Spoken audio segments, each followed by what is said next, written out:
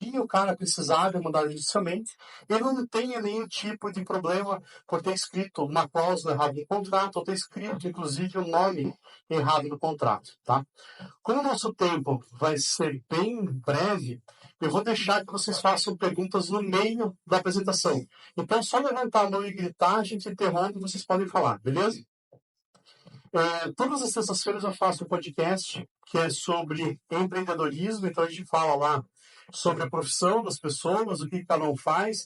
Já veio nesse podcast o doutor Emanuel, que é delegado.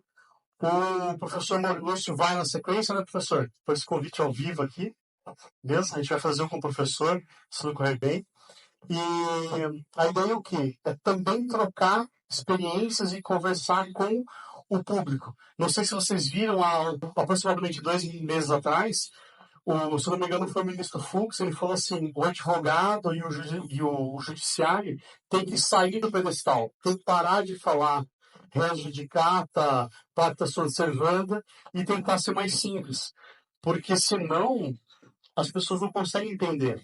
Há 20 anos atrás, quando eu pegava e fazia uma audiência, o juiz perguntava para a parte: você assinou o contrato? A parte falava assim: assinei. Então perdeu o processo. Se você assinou lá, azar do seu que você não sabe ler. Hoje o juiz pergunta: você assinou? Você leu? Você compreendeu? Você tem certeza disso? Porque a gente tem uma série de garantias jurídicas, como o Código de Defesa do Consumidor, a lei do inquilinato e a lei trabalhista, que vai abraçar aquela parte que pode ser considerada como hipossuficiente, tá? Deixa eu só tentar baixar um pouquinho aqui, porque tá muito esquisito. Melhorou ou não? Melhorou? Melhorou? Beleza. Então, ao invés desse podcast, a gente vai trazer pessoas da cidade para comentar sobre temas relevantes. Tem também um outro podcast, que é o Podconfras, da Confraria das Mulheres Corretoras, que a gente fala lá de network e mercado imobiliário. Com as minhas amigas Andressas, a Andressa ela também é membro do CRES e ela vai entrar por aquela porta a qualquer momento. Ela vai chegar. Ela está apresentando o trabalho da Lucrece às 6h30, daqui a pouco ela chega. E o mais importante podcast é o Podme, que a gente teve a honra de receber aqui o Rodrigo. Assistam lá o podcast, ficou bem legal. O Rodrigo é um cara gente boa. A gente trabalhou junto em 2019, mas nunca perdeu contato, né? A gente sempre troca experiências e troca ideias sobre o mercado imobiliário.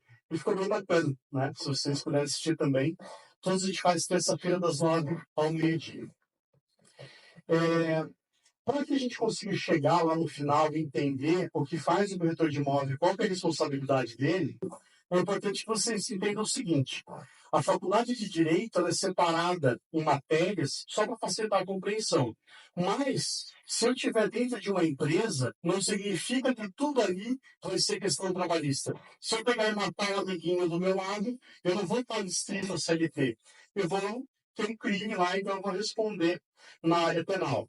Se eu, em contrapartida, casar com uma funcionária minha, tirar ela da empresa, ela não vai poder entrar com ação trabalhista porque daí tem o Instituto do Direito Civil que vai abraçar ela.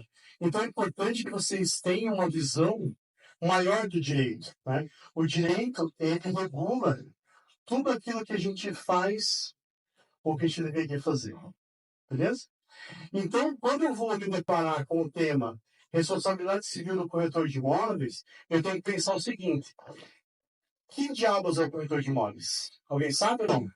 Para você ser corretor de imóveis hoje, você não precisa fazer uma universidade, você faz um curso de técnica de transações imobiliárias, e nesse curso você vai ter noções básicas lá em 6 meses, de aulas sobre engenharia, direito, e depois você pega lá o seu certificado, faz inscrição do CRES e começa a vender imóveis.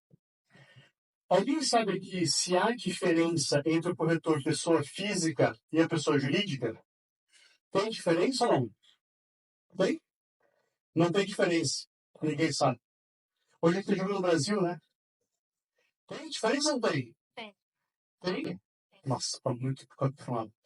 Não tem diferença, pessoal. O artigo 3º, parágrafo único lá da lei que institui a profissão, fala que o trabalho que executa o corretor de imóveis também pode ser feito pela sua pessoa jurídica, desde que regularmente inscrita neste órgão.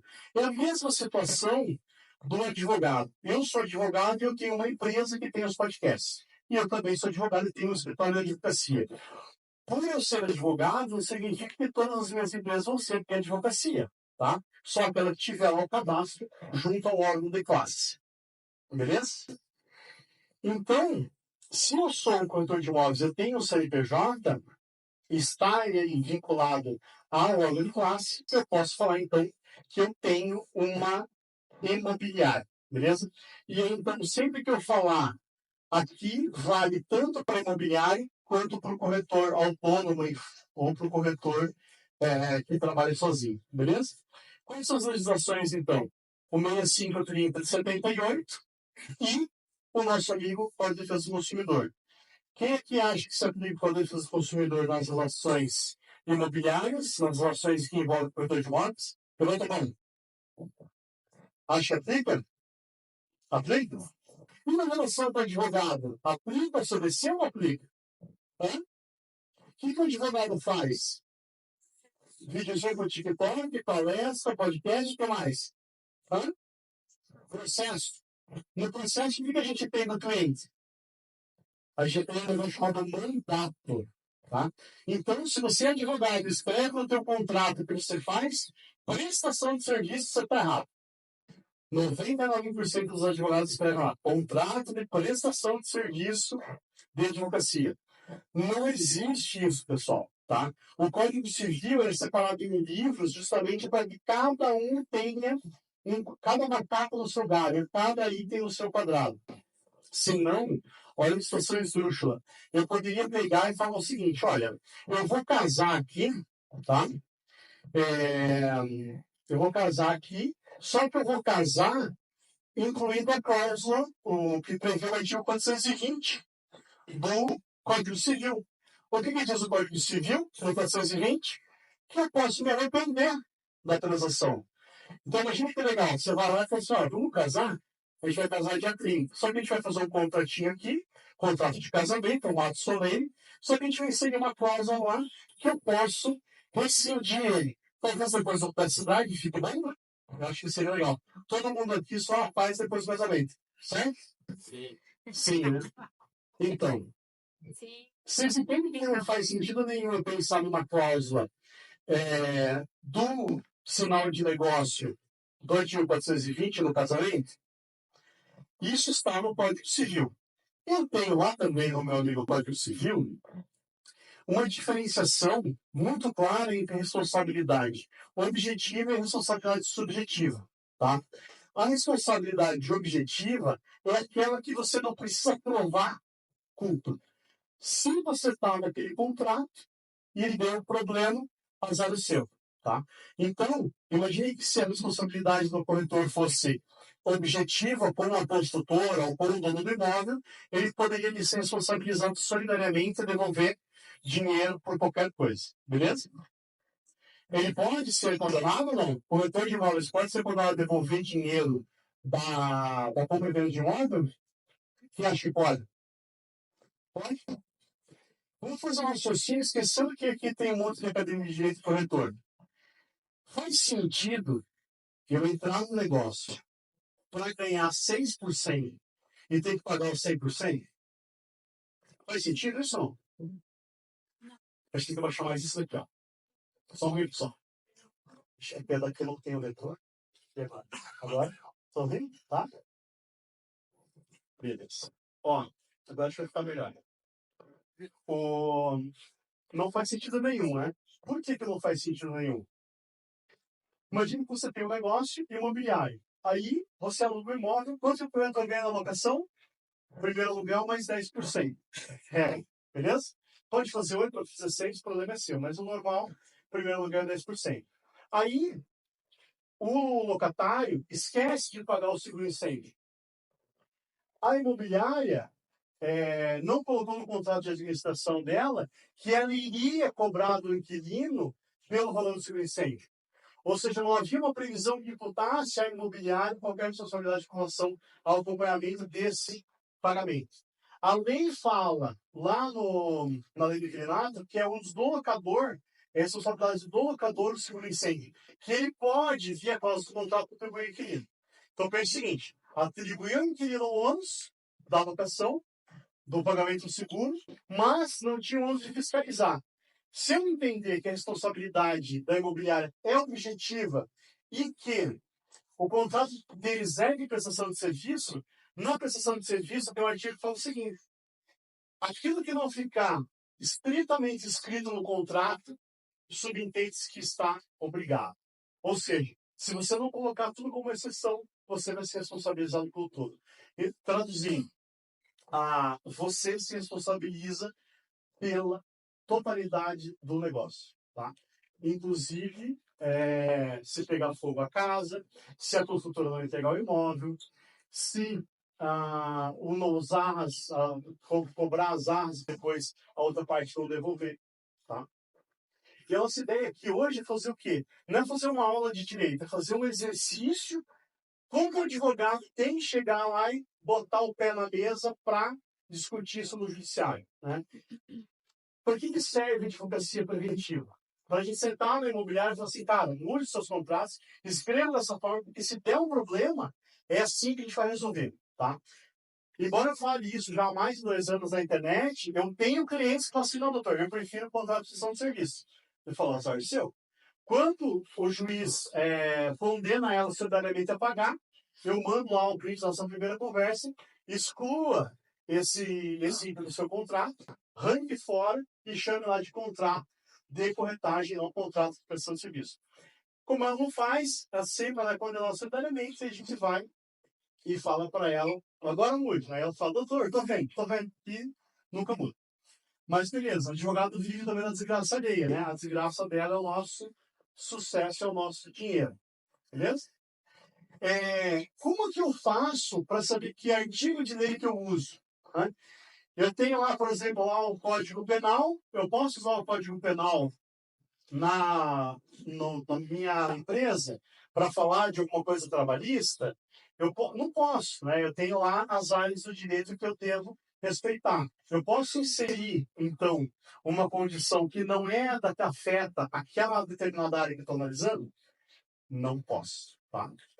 É isso que a gente pretende ajudar vocês aqui a formular esse raciocínio, beleza? Então, o corretor de imóveis, ele vai lá e ele faz a compra, venda, locação, permuta e ele faz a análise mercadológica do imóvel. O que é isso? Minha casa vale 100 mil. Quem falou? O corretor foi lá, avaliou e acha que vale 100 mil. Beleza. E se eu vender por 100 mil e depois descobrir que ela vale 300? Posso processar o corretor?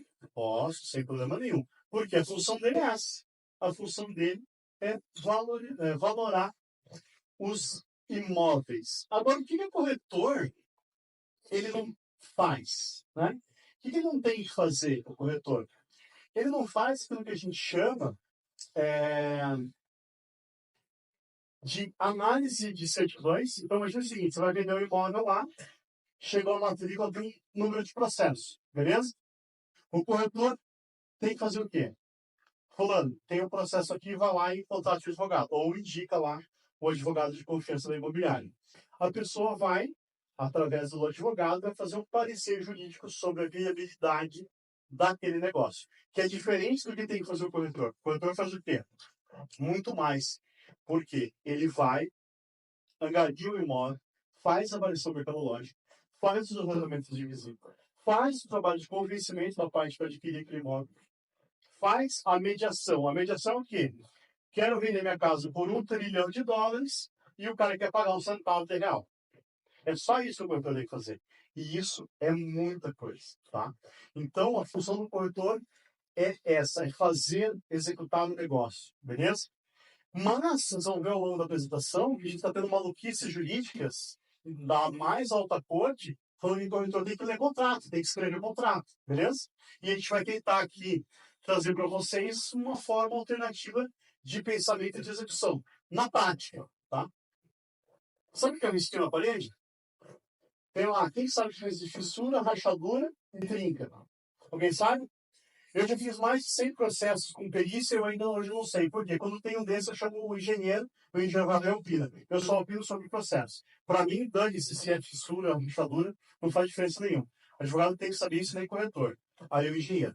Cada macaco no seu galho, todo mundo fica rico, beleza? Você viu que tem um projeto lá do advogado que quer vender o imóvel agora?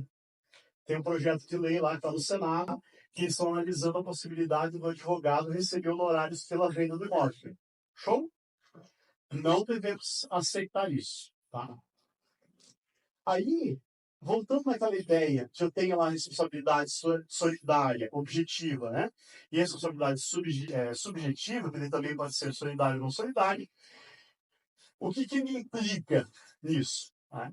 Se eu aceito, eu consigo impor ao juiz que a minha responsabilidade é subsidiária, ou subsidiária e subjetiva, eu não sou obrigado a pagar nada de cara. Então, vai ter que ser feita uma instrução probatória muito robusta para demonstrar que o corretor agiu ali com culpa ou com dolo. Eu aprendi com o professor Luiz que é dolo, não é dolo, né? Dolo é o outro. É, senhor? É o invertido. É assim, né? Tá? Então, qual que é a grande vantagem quando você consegue lá impor no processo a tua responsabilidade subjetiva? Vai ter que ficar muito bem demonstrado que você, corretor, pisou na bola. Como seria um caso de pisar na bola? Eu sou paulista e estudei na PUC, então posso falar com propriedade. Você pega um trouxa lá de São Paulo, que tem um filho que é burro, não passou na Federal, nem no Dom Bosco, passou na PUC, só em medicina. Aí ele vai lá estudar na PUC Medicina e precisa de um imóvel para ficar lá 5, 6, 10 anos sendo jubilar, né? Como que o corretor vai fazer? Olha, eu tenho aqui um imóvel fantástico, a 3 quadras ou a 30 metros da porta da universidade. Uma cara bobão de São Paulo acha que isso é show de bola. Olha, o imóvel ele é pequeno, tá? Ele tem só 40 metros quadrados, mas ele é o segundo andar com vista para o lago. Você vai olhar lá, é o quê? É o segundo andar daqueles quase pau a pique, né? Aquelas casinhas na favela, virada para o esgoto, entendeu? O corretor que faz essa transação, ele vai ser integralmente responsabilizado caso o negócio venha a ser desfeito, porque ele faltou ali com tudo, inclusive com a ética. Tá? A gente, em direito, tem praticamente o mesmo texto do corretor de imóveis, né? A gente tem que trabalhar na profissão com honra, tem que ter orgulho de ser corretor. Eu acho que o pessoal que é corretor aqui, eu falo assim, não, é que eu sou advogado e estou corretor. Não, se você vive da profissão, é isso que você deve, né, se falar em público, tá? Aí, o que vai acontecendo aqui na nossa evolução, tá? Para vocês entenderem. O nosso amigo corretor, na média, tá, do Brasil, ele ganha R$ 3.000. São raras as imobiliárias que ganham lá 100, 200, 1 bilhão por mês. Beleza? Só que o juiz não vê isso. Porque o juiz pensa o seguinte, eu tenho lá o consumidor, que é o hipossuficiente catarrento lá, né? Para o consumidor, norma corrente, o Estado está lá ajudando, protegendo ele. E eu tenho do outro lado um mega empresário, né? Um imobiliário. Então a imobiliária vai lá de uma pessoa só, mas ele é um mega empresário, porque ele tem o CNPJ. Então, à luz do Estado, ele não é uma parte hipossuficiente. E aí, o que vai acontecer com ele? Esse corretor está lá visitando 200 imóveis por mês e vende um imóvel 4 meses. A parte fala para ele assim, você altera essa cláusula do contrato para mim aqui? O corretor fala assim, não, de jeito nenhum. Meu contrato é de adesão. O que ele vai fazer? Ele está colocando palavras na boca do juiz para o juiz ferrar ele. Tá? Contrato, as partes dos advogados mandam no Word. Beleza? Se você receber um contrato no PDF, você manda para o cara só para o seu deleite. Me envia no Word, aí ele fala assim, não vou enviar. É esse o contrato e acabou. Se você precisar depois, você pode anular qualquer cláusula desse contrato, porque você pode falar que você foi obrigado a ser signatário desse contrato, porque não havia possibilidade de suspensão de cláusulas. Beleza? Tá aqui no meu não? Se estiver muito fácil, vocês falam que daí eu começo a usar o latim. Eu ainda lembro de quando o professor Maurício disse mencionado. Vocês entendem que eu tenho um artigo que fala sobre o casamento e os regimes de casamento. Vocês veem que eu não faço regime no casamento, né? Devia estar fazendo, mas não estou fazendo.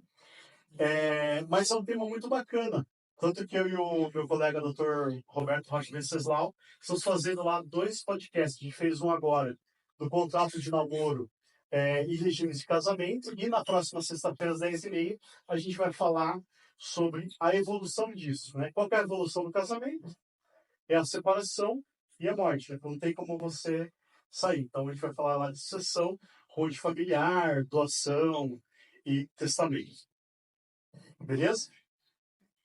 Então, eu tenho a figura na prestação de serviço, eu tenho o Instituto Prestação de Serviço, eu tenho o Instituto Casamento, eu tenho o Instituto Corretagem. Beleza?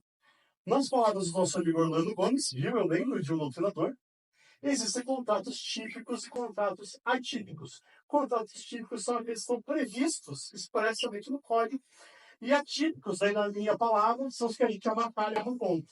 Então, imagine o seguinte: num contrato de corretagem do artigo 722 do Código Civil 729, eu enfio lá um jabuti que, em caso de dúvida com relação a esse contrato, aplicar-se-á os diretrizes do artigo 6º do Código de Defesa do Consumidor. Né?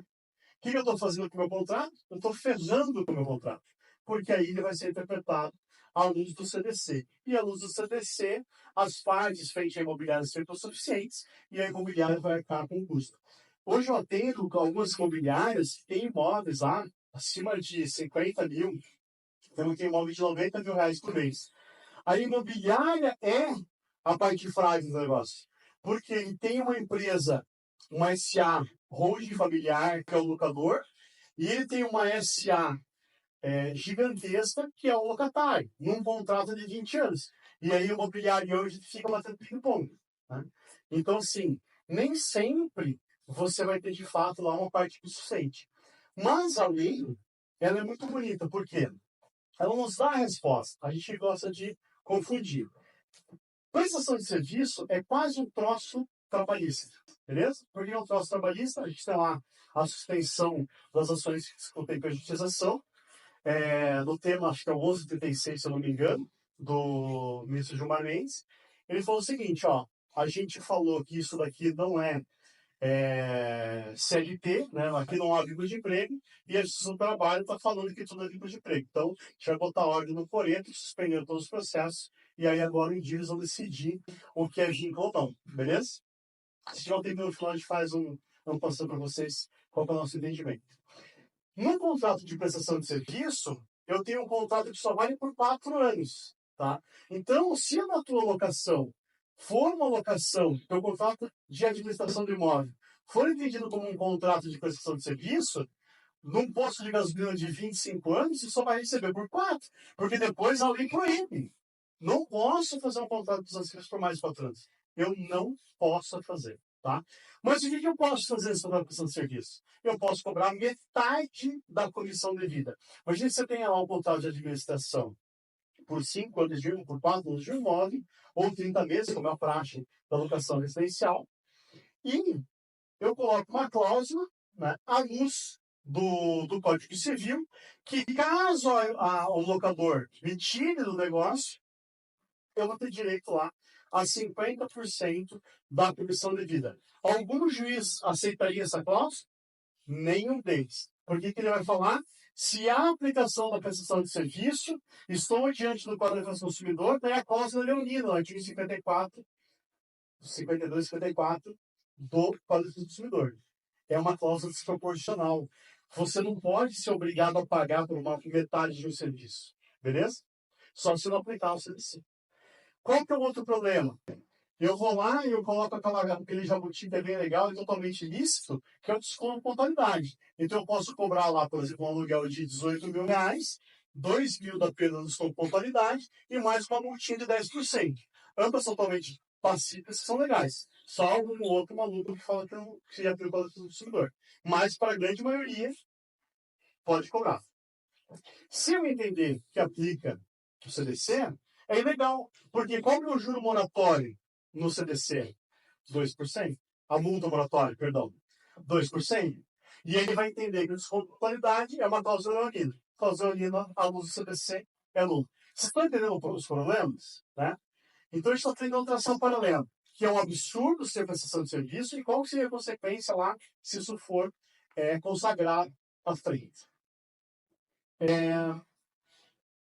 A prestação de serviço, então, ela é uma atividade realizada pela pessoa física ou jurídica. Então, pode ser imobiliária ou pode ser a pessoa física do corretor. Eu vi um advogado outro dia falando o seguinte: não, porque se for um corretor autônomo, não há que se falar em aplicação do Código do Consumidor, porque ele é uma pessoa física. Mas, se for uma imobiliária, ele se aplica. A regra, pelo amor de Deus, é a mesma. Por que é a mesma? Lá no início da profissão do corretor fala que o ônus e o bônus, né, os direitos e obrigações do corretor de imóveis se aplicam à pessoa jurídica regularmente escrita no CRES. Tá? Entendeu? Show? Aí, o que vai acontecer, tá? No nosso dia a dia? Nossa senhora, não tô chegando nada.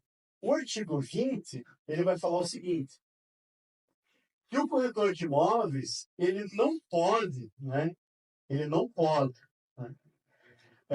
Os corretores imobiliários, né? Eles não podem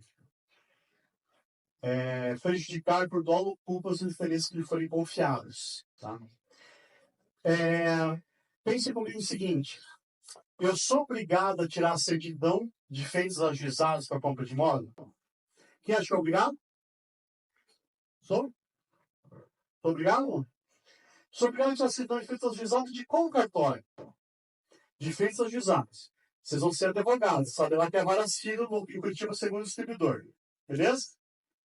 Eu sou obrigado? Qual que é o artigo de lei que fala, primeiro, que eu sou obrigado, e segundo, que é só do meu município?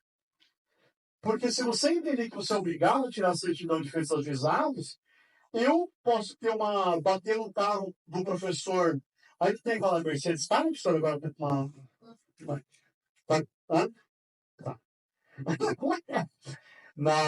Eu vou lá embaixo na Mercedes do professor, com o meu Fiat 147, lá em Guariba, interior de São Paulo.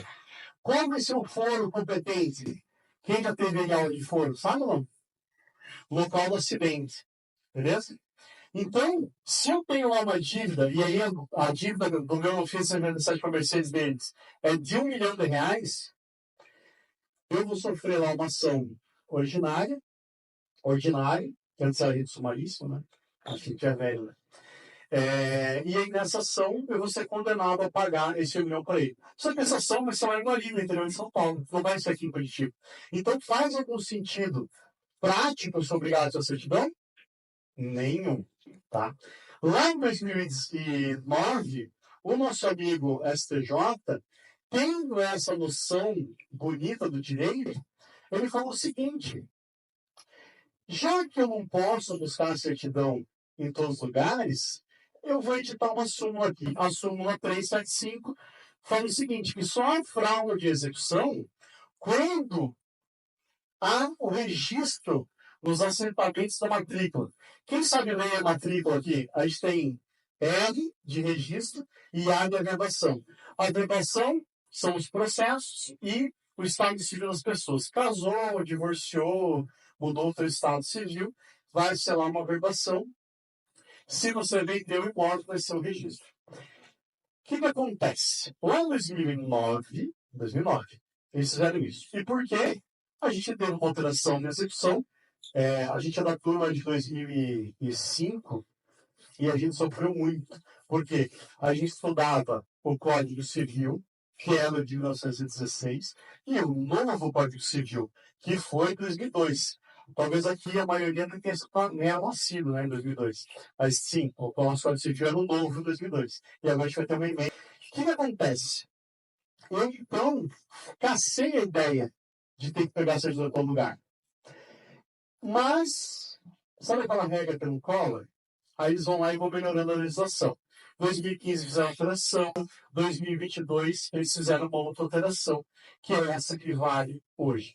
Está lá no artigo 54, a linha inciso 2, que as ações feitas juizadas não são obrigatórias para se sanar, para poder alegar a fraude 42. Então, antigamente, tinha esse entendimento que precisava pedir a certidão. E aí, então, consolidado na Lex, na lei, não precisa mais. Por quê? Porque daí eu posso falar que eu sou terceiro do boa-fé, mesmo sabendo que a pessoa tem um monte de processo. Se o cara não colocou na matrícula aqueles processos, o direito não acode escritório. Essa norma é bem legal e ela vale para a gente, tá? Aí, o que a gente vai falar agora bem bacana? Olha que legal. O Código Civil, então, ele tem lá a figura da prestação de serviço e eu tenho, por outro lado, o nosso amigo Código de Defesa do Consumidor, da minha amiga, professora Cláudia Silva, que vai estar no podcast dia 8 de agosto. Depois, se vocês quiserem, eu mostro o vídeo que eu fiz o convite para ela. Eu vou estar de pijama no podcast. Aqui, enfim, uma risada, pô, tava difícil já. O que acontece aqui com o nosso amigo CDC? O nosso amigo CDC, ele fala o seguinte, que é prestador de serviço toda pessoa física ou jurídica que faz comercialização de produto, importação, exportação e prestação de serviço. Para que haja, então, estou tentando achar aqui na parte difícil. Para que haja, então, aqui a figura do Código do Consumidor, tem que haver uma prestação de serviço. Na lei que institui a profissão do advogado, tem um erro escrito lá, que lá fala que o advogado faz prestação de serviço. Tá? Por isso que os advogados são condenados, tá? E se aplica o CDC. Mas, se você escrever que é contrato com mandato, a gente consegue burlar isso, beleza? Então, para que eu tenha a prestação de serviço, vai ter que estar ou escrito no contrato, ou aquela atividade vai estar desenhada na lei. Porque eu não posso me excusar do cumprimento da lei. Se está na lei, acabou. Eu não posso entrar num contrato lá, como a gente fala muito lá no contrato de namoro, e no podcast, que o contrato de namoro jamais será um casamento. Se eu tenho requisito, vai dar problema. O Roberto discorda. Depois de um podcast, a gente briga, sai do soco, é bem divertido. O que vai acontecer, então? Eu tenho de um lado o artigo 3º, e eu tenho do outro lado o verdadeiro hino de louvor do corretor de imóveis. Que é o quê? Pelo contrato de corretagem, uma pessoa, me corrijam os civilistas, quando no código trata como uma pessoa, eu posso falar que ela é uma pessoa física ou uma pessoa jurídica. Beleza? Então, se fosse só pessoa física, eu ia falar uma pessoa natural, né? Ou pessoa física. Se fosse só jurídica, eu ia falar uma pessoa jurídica. Como ele falou uma pessoa, então pode ser tanto imobiliária quanto corretor. Beleza? Entendido? Uma pessoa, que tipo de pessoa? Não estando vinculada a mandato. Ou seja, a função do corretor de imóveis não é a função do advogado. Está na lei isso daqui. Se eu quiser recorrer para uma lei federal, o que eu faço? Sabe não? Vocês estão fazendo direito? Não? O juiz vai dar uma decisão que afronta a lei federal. Qual é o recurso? Recurso especial. Pro STJ. Beleza? Tive uma probleminha, STJ. O juiz aqui na minha sentença falou que o corretor faz mandato, mas é uma afronta a uma lei federal, ó. Por quê? Pelo contrato de corretagem, você tem que escrever no teu contratinho lá em cima, contrato de corretagem, é uma pessoa que não está ligando ao corpo, é mandato, então não é mandato. E o que mais que não é? Quem sabe manjo de português aí? Eu não manjo. Por isso que eu faço palestra, não preciso escrever. Ó. Prestação de serviço. Então, não é mandar, ó, pelo número de metade, uma pessoa não estando vinculada a mandar prestação de serviço. Está falando no Código Civil que o corretor faz prestação de serviço ou está negando isso? Vamos falar em cor assim? Está falando ou está negando? Negando. Muito bem. E aí, eu tenho aqui um que fala que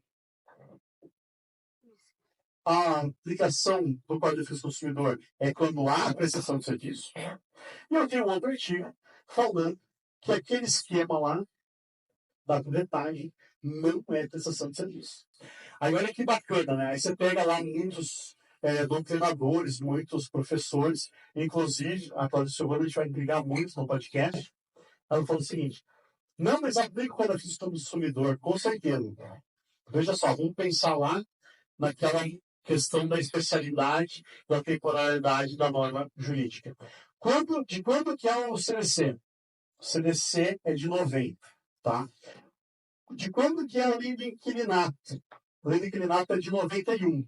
Se aplicasse a lei do Código do Consumidor aos contratos de locação, haveria lá, olha, os casos omissos nessa lei, aplicar-se-á o dispositivo no Código de Defesa do Consumidor. Beleza? Viu? Você falar? Aplicar-se-á. Está escrito isso ou não? Não está escrito. Aí eu tenho um outro demônio que surgiu tempos depois, que é o Código Civil. E o Código Civil, pasmem, é de 2002. Ele é de 2001, daí passou em 2002. O que ele fala lá em 2002? Deixa eu ver em 2003. O que ele fala lá? Ele fala que o corretor de imóveis não faz prestação de serviço. Tá? Se, na função do corretor, no artigo 722 ou 729, tivesse a menor possibilidade de aplicar o Código do Consumidor, ele falaria: os casos omissos nessa lei serão regidos pelo Código do Consumidor. Beleza? Então, ele tem aqui uma excludente clara e, assim, do primeiro ano da faculdade, gente. É o básico do direito é você conseguir ler um artigo. É o básico. Tá? Se você não conseguir ler um artigo, você vai lá para o STJ ou para a STF. Porque eles não conseguem ver isso daqui. Entendeu? É a minha briga diária. É o que eu faço o dia inteiro. É falar para o cara: meu, interprete esse negócio, explica que você está errado. Aí olha que bacana. No 723, ele fala, então, claramente que a responsabilidade do corretor é subjetiva. Beleza?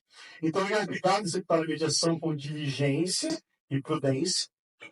Prudência é um item da responsabilidade culposa. Né? Então, prudência, negligência e perícia, prestando ao cliente espontaneamente as informações, inclusive dando a letra do negócio. Tá? Eu já vi muito corretor falar o seguinte: a LGPD me proíbe de falar se o cara aprovou um crédito ou não. Pode isso ou não? Sacanear que a doutora Carol, que trabalha no meu escritório, é especialista em LGPD, ela acabou de sair daqui, mas eu vou falar para ela: não tem nada disso na LGPD. Tá? O corretor ele tem que ter acesso a essa informação para comunicar aos clientes. Se ele não comunicar, ele está cometendo aqui um pênalti severo, que infringe a ética, tá? Que a gente viu lá na Lei de Sua Profissão e também no Código Civil, porque ele deve prestar essas informações. Tá, e quando que aplica a solidariedade? Então, nunca vou aplicar, o corretor é a última virgem do prostíbulo? Não, não é não. Por quê? Eu posso colocar no contrato. Então, eu, como locador, obrigo as imobiliárias que alugam meus imóveis que elas vão responder solidariamente pelo nosso, porque ela não contrata lá. Caso a análise de crédito seja feita exclusivamente por ela, pelo tome ciência, que eu não anulo, caso ela contrate uma garantia da qual eu não concordei, ela vai responder solidariamente. Porque aí haverá previsão contratual do nosso amigo Pacto da Sociedade. Eu posso prever no contrato. Tá? E se houver fraude, então pense o seguinte: eu vou lá com o Rodrigo e a gente vai fazer um 3 cantos lá dentro para enganar o Dr. Jefferson. A gente vai lá, faz um combinado, a piscina está com vazamento, a gente enche a piscina antes dele chegar, a gente está em conluio ali para poder executar aquele negócio. O doutor vai lá, paga a vista do imóvel, a gente vira as costas e vai gastar o dinheiro. Aí depois a gente descobre com os vizinhos que o Rodrigo ia lá de sunga vermelha na minha piscina. E a gente estava enchendo a piscina junto. Então ele tem todo acesso ao imóvel, ele conhece o histórico do imóvel e o Dr. Jefferson vai fazer um processo para desfazer esse negócio e ele pode cobrar dos dois, porque ali ele conseguiu demonstrar o conluio ou a fraude, tá? Quais são as outras duas únicas hipóteses? E eu já estou aqui. Duas hipóteses. Venda de imóvel na planta, sabe o que é isso? Você vai lá e tem um tapume e o cara fala assim, ó, aqui haverá um prédio de 58 mil andares, você pode colocar o seu porte no elevador, subir até o 50º andar e pular de lá na sua piscina no primeiro andar. Se o corretor vender esse imóvel sem o registro de incorporação, ele vai ser solidário e ele responde por um crime também, que é lógico, lá o professor pode comentar no mérito, mas está lá na lei, que é o crime contra a economia popular. Tá? Então, há duas penalidades. Primeiro é crime, beleza? Você vai responder lá. E aí, se ele tiver em associação criminosa, então, sei lá, tem 10 corretores, incorporador, advogado, fazendo aquela venda meio esquisita, a minha do Marte junto anunciando, vai todo mundo preso por formação de quadrilha e pelo crime que está previsto na lei aqui, que é o nosso amigo crime de economia popular. E também na hipótese de eu vender loteamento. Você já viu aquelas plaquinhas? Vendo terreno em lote direto do proprietário. O que é isso? O cara vai lá, ele não tem documento, ele só tem o registro de posse e ele te vende um pedacinho, um quadradinho. Você pode comprar do dono do imóvel direto, não tem problema nenhum, tá? Você vai lá, você vai ter a posse das famílias que são da propriedade, fica lá no imóvel 15 anos pagando imposto, tem a prova de que você é dono, você tem lá o direito do capiente, faz o campeão, hoje inclusive essa judicial, e a propriedade vai ser sua. Mas, se tiver um corretor envolvido, esse negócio pode ser questionado e o corretor pode ser cobrado solidariamente, porque é a previsão legal, tá? 67 da lei 45 de 64 e o 35A da 6766 de 79. Qual que é uma outra situação bacana? Que se não tiver fraude, se não tiver esses dois artigos, vai ser subsidiado, tá? Vai ser subjetiva a responsabilidade. E a subjetiva é legal, porque o processo caduca, o cara não consegue provar. A gente mata as testemunhas e não consegue provar. Então é bem fácil de se livrar de uma condenação num caso de responsabilidade desse tipo. Se é objetiva, é muito fácil. Para os corretores, que os advogados sabem que os corretores estão apoiando. O que é objetivo e subjetivo? O objetivo é o seguinte: você pegou um nome sujo no Serasa, só que você não tinha dívida. Você só prova que você não tinha dívida, você ganha dano moral presumido. Se você fosse subjetiva, você teria que provar que a mulher te espancou porque você criou uma dívida, que você foi comprar um carro, o cara chamou de picareta porque você não tinha crédito. Então, você tem que fazer toda uma prova robusta para que você ensejar lá o seu direito à reparação. Aí agora a gente vai analisar rapidinho alguns processos. Eu não vou ler o acordo, depois eu mando para vocês a emenda, mas olha que bacana, ó. Essa decisão aqui, ela ajuda o corretor, beleza? Eu sou advogado do limite corretor, salvo alguns são picaretas, isso não mostra o processo mesmo, mas na maioria das vezes só pelo corretor. O que a gente faz, então? A gente usa esse cara aqui, olha que legal, ó. Compra e venda, atraso na integralidade. O que o juiz falou? O corretor integra a cadeia de fornecimento com base no artigo 722 e 723, então ele não vai ser responsabilizado por qualquer problema na entrega. Nesse caso aqui, houve atraso da entrega e teriam cobrado do corretor o dano moral relativo a esse prazo. O STJ falou o quê? Lá em 22 de agosto de 2024, ano passado, que não se aplica, mas ele falou o seguinte, ó, afastamento da responsabilidade, a prestação de serviço de corretagem. Eu não acabei de falar que não é prestação de serviço? Por que ele escreveu isso aqui? Tá errado, não tá? Você viu? Você já pode pleitear um cargo lá no STJ. Eu tenho também uma outra decisão aqui muito legal, que ela fala o seguinte, ó. Ação de rescisão comprovada falha na prestação de serviço da corretagem. O que ele entendeu? Descer da parte BC, né? Você vai descer para BC para comprar teu imóvel, e aí você acha que o corretor fala o seguinte: olha, em vez de você pagar 100 milhões no Sena Tower, paga 30 milhões desse outro aqui que está na planta, mas ele vai ser entregue bem antes. E, inclusive, vai deixar as na sacada, vai ser bem legal, show de bola. Você já até se imagina lá, né, de sunga branca na sacada, vendo o povo lá com o binóculo descendo. Beleza? Só que aí é uma praza, né? Imagina um corretor de imóveis que, na média, ganha 3 mil reais por mês, chegando na FG, lá no velho da van, falando para ele assim: eu quero ver como é que está o andamento da obra. Tem um cabimento isso? Vocês acham que há a menor possibilidade do corretor intervir na execução de uma obra de empreendimento imobiliário?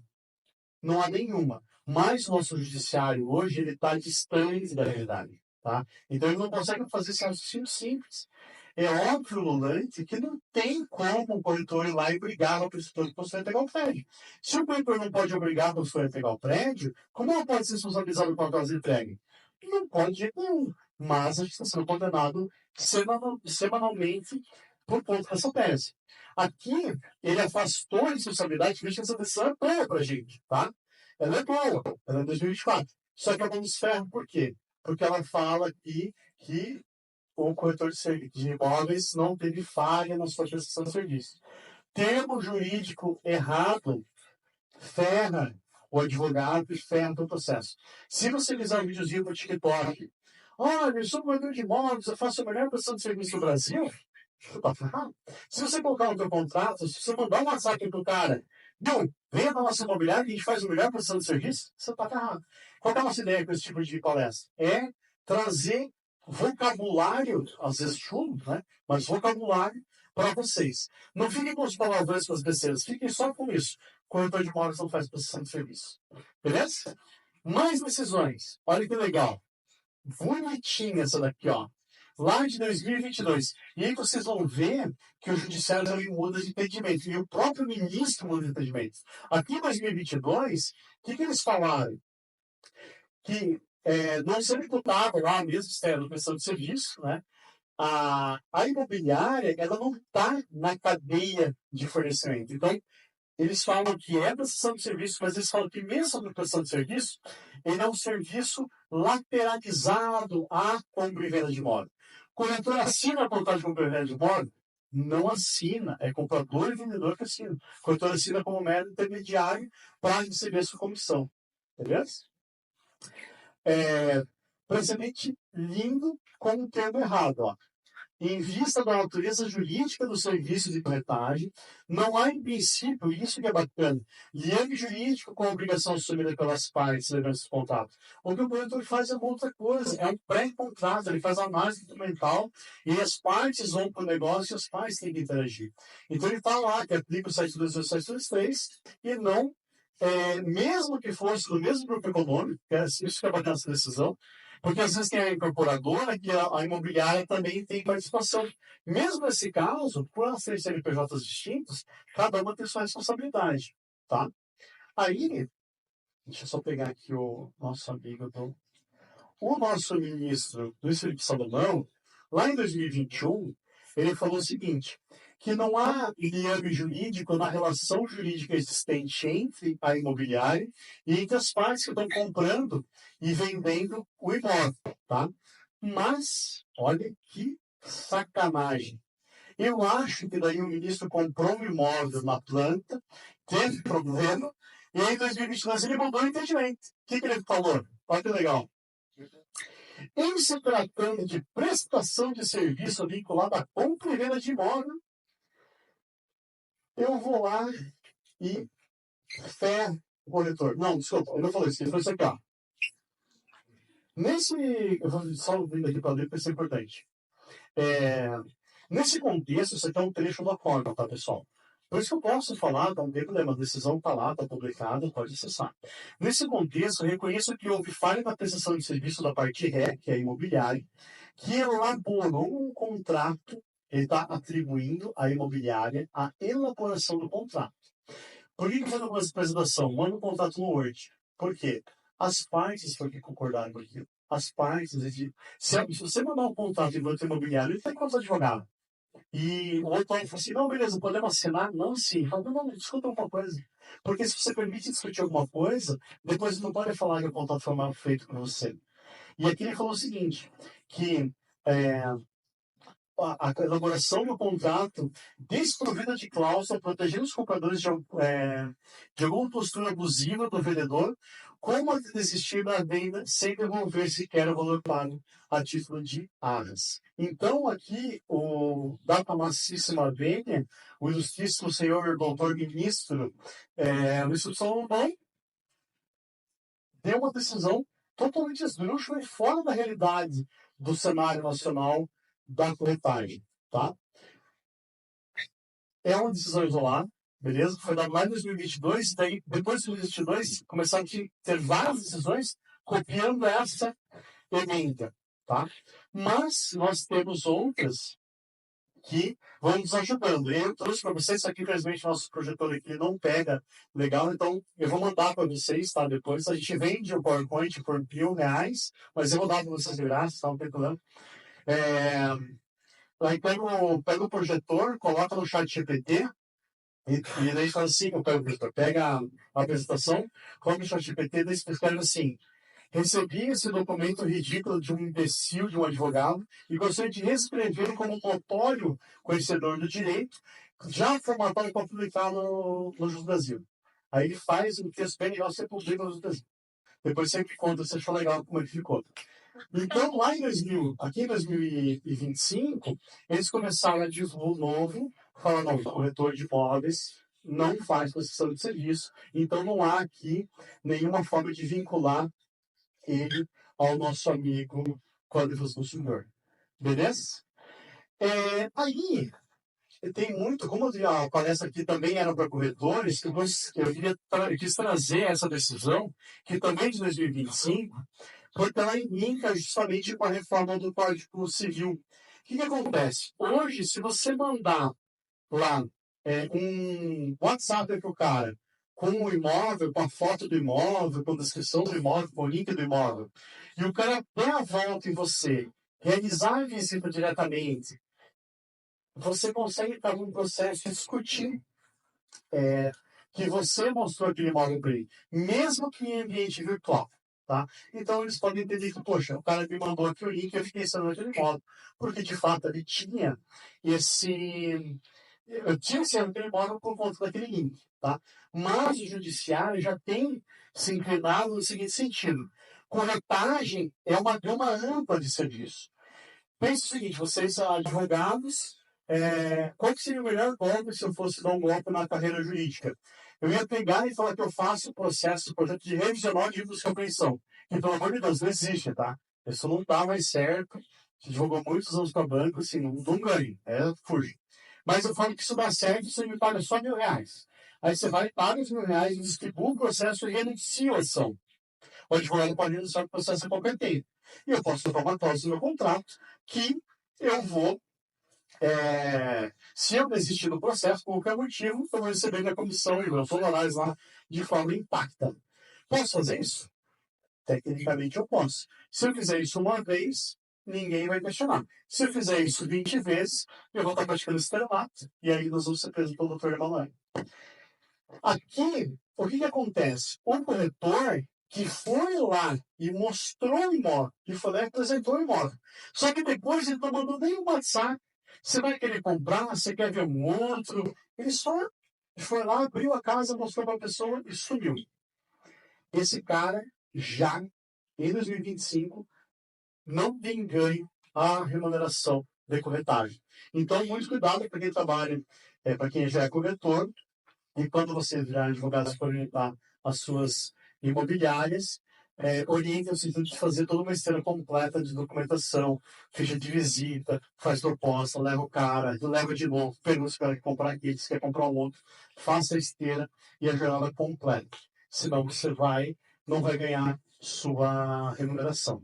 Essa daqui de 6/6/2025, também conhecida com 4 anteontem, foi estabelecido que o negócio de compra e venda foi realizado diretamente pelas partes, mas num valor próximo daquilo que tinha sido proposto pelo corretor. Então, o corretor chegou lá, mostrou o imóvel, mandou o link, fez o trabalho dele, e aí lá ele teve o direito à remuneração devida, tá? De 6%. Nesse caso, ele sequer tinha o contrato de intermediação, tá? Ele conseguiu ganhar porque ele provou que ele trabalhou o cliente, como a gente chama no jargão imobiliário. Qual que é o grande conflito, então, de normas que eu tenho aqui para apresentar para vocês? De um lado, eu tenho o artigo 722, que é o verdadeiro hino de louvor do corretor de imóveis, que vocês têm que decorar, né? E ele fala que o serviço que o corretor faz é contrato de corretagem, seja para locação, para venda, para permuta. Eu fiz essa palestra na TV Cresce São Paulo, está lá no canal deles no YouTube, e no final o entrevistador ele perguntou para mim: mas e se for um laudo de avaliação mercadológica? Aí é prestação de serviço. Ou não, porque está na lei da mesma forma, está no mesmo artigo que fala das demais atribuições. E do que a gente tem que fugir, então? Do nosso amigo artigo 3º do CPC. O que acontece se eu entender que aplica o CPC? Eu não vou ter mais corretores de imóveis no Brasil. Porque como você vai arriscar ganhar 60 mil reais numa transação imobiliária, se você pode ser compelido a pagar R$1 milhão de prejuízo para a parte? Esse negócio não faz sentido para ninguém. É igual eu, como advogado, falo lá para o meu cliente: não, entre com o processo comigo, que comigo a ação é garantida. Comigo a ação é ganho. O que vai acontecer? Eu vou perder esse processo, e aí o cliente vai me processar porque eu fiz uma promessa lá no começo que eu não posso cumprir. Então, não prometam aquilo que vocês não podem cumprir. Chato. Mais decisões, 2024. Afastou a responsabilidade solidária. Eu peguei só, dessa vez, decisões do STJ, para vocês verem que a discussão não é aqui no nosso tribunal, em São Paulo, Santa Catarina. Santa Catarina é terrível, assim, eu jamais leria uma Santa Catarina, porque lá o corretor perde sempre, tá? Todo o judiciário lá compra imóvel no nosso de corretor. Aí outras decisões, também 2024, também da STJ, eu vou passar para vocês as leis. E lembra que eu falei que o corretor também não faz mandato? Lembra? Falei ou não falei? Falei? Falei, né? Aí o que o cara fez aqui, nosso amigo do TJ de São Paulo? Ele falou o seguinte: a responsabilidade do corretor deve ser afastada, pois figura na relação do protocolo como mero mandatário. Você vê que mesmo às vezes o juiz acertando, ele ajuda a gente, né? Então, o instituto jurídico que o juiz usou aqui, o tribunal usou aqui, é esdrúxulo, porque ele está falando que o corretor é advogado. Não tem nada a ver com o que faz com o que faz. Não tem nada a ver. Mas ele teve essa interpretação aqui. Eu brinco, ainda no final eu tenho que fazer uma ponderação. Não é que o STJ só tem burro, ignorante, sabe, os Chaves, né, que são. Não é isso. É que os corretores de imóveis e os advogados que atuaram nesses processos fizeram de forma com que o juiz não tivesse outra escolha. Eu não conheço nenhum juiz que sai de casa de manhã para ferrar ninguém. Né? O juiz, a magistratura é vocação. E o juiz ele é um justiceiro mesmo, ele quer fazer o melhor para a sociedade. Só que você, corretor, e o advogado, tem que dar meios para que ele consiga fazer isso. Tá? Se você não der meios, não escrevendo um contrato adequado, não lidando no dia a dia, porque aqui a gente está tendo um recorte do que foi aquela atividade do corretor, desde a visita do imóvel, até a elaboração do contrato, a forma de envio dos contratos. Tá? Essa também de janeiro de 2005 de Santa Catarina, ele fala assim, estou falando que é aplicável o Código do Consumidor como inversão do ônus da prova, né? Que é o grande problema. Então, o corretor faz o que? Legislação, e a imobiliária que peça perícia, a imobiliária que faça tudo. Imagina a situação na qual uma calamidade pública, tipo Covid, e aí atrasou a obra por causa do Covid. Foi proibido lá ter obra, execução da obra. O corretor, se a construtora falir, teria que entrar, fazer pedido de perícia, pagar por essa perícia para demonstrar o tempo que ficou sem poder executar lá a obra. Agora, vou falar rapidamente, por 2 minutos e meio, sobre o novo CDC. Pessoal, não sei se vocês têm noção disso. Se eu estiver errado, professor, deixa você me corrigir depois, para não ficar chato aqui na frente do público. A Constituição Federal de 88, alguns falam que ela foi a Constituição cidadã, tá? No meu entender, no meu interpretar, esse é um termo totalmente equivocado. Por quê? Lá na Constituição, a gente já previu uma situação que é a seguinte: liberdade econômica. Não é liberdade por na cabeça, é a liberdade econômica. Então, foi tratado no mesmo âmbito constitucional o direito à propriedade, o direito trabalhista e a liberdade econômica. Então, eu não tenho hierarquia entre essas normas. Na medida que eu vou evoluindo, que os anos vão passando, a cada nova lei, eles vão fazendo com que a liberdade econômica tome o patamar que ela tem. Por quê? A gente tem lá a CLT de 43, que a empresa é o demônio e o trabalhador é a última virgem do puteiro. Né? O que acontece? Eu posso tratar o trabalhador como hipossuficiente. Veja a seguinte situação: 2023, vai no Justo Brasil. Diretor comercial da empresa, com um salário de R$200 mil, tem vínculo de emprego reconhecido. Cara, como é que o cara ganha R$200 mil é hipossuficiente? Isso não existe, tá? Depois dessa decisão, 2024, ele caiu lá pela lei de liberdade econômica. Não, o cara podia contratar. Né? Quando ele está numa situação de hipossuficiência, isso não existe. Então, o nosso amigo Código Civil vai tratar na sua reforma, e isso aqui é um texto final que vai ser aprovado exatamente assim, mas a gente não pode falar, porque eles ainda não definiram, não tem data de publicação, então ainda está lá em análise, mas ele vai ser isso aqui. Tem um capítulo inteiro de inteligência artificial. Eu falei com a professora que eu gosto muito de IA. Nas minhas redes sociais tem bastante coisa de IA. Se vocês quiserem, a gente pode fazer um aulão de IA para vocês. Eu já fiz para você, eu já fiz, né? A gente conversou um dia sobre IA. É bem bacana, assim, a gente usa direto. E lá, no Código Civil novo, ele vai ter a previsão da amostra online do imóvel. Então, se você, corretor, mandar o link do imóvel para o cara, você não vai ter comissão nenhuma garantida. Olha que bacana.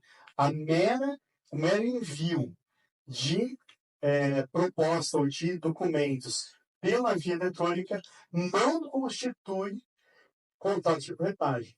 Tá? Então, inclusive, é ambiente virtual. Se você mandar pela internet, você pode ir lá perder o seu negócio.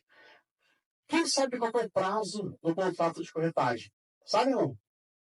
Se aplicar o 593 da prestação de serviço, vão ser 4 anos. Se não se aplicar, não tem escrito em lugar nenhum qual é o prazo. Na Lex Nova, a gente vai ter uma alteração que é o 626, parágrafo 2º, que na falta de previsão expressa, o contrato de exclusividade será de 5 anos. Aí olha que legal, como é importante você ter uma noção mínima do direito. Se eu tenho um artigo que fala que a prestação de serviço está limitada a 4, e eu tenho um outro artigo que fala que o contrato de propriedade vai ser 5, eu posso embaralhar esses dois institutos? Não posso. Se eu pudesse, eu embaralharia o casamento com o CDC, a favor do homem. Beleza?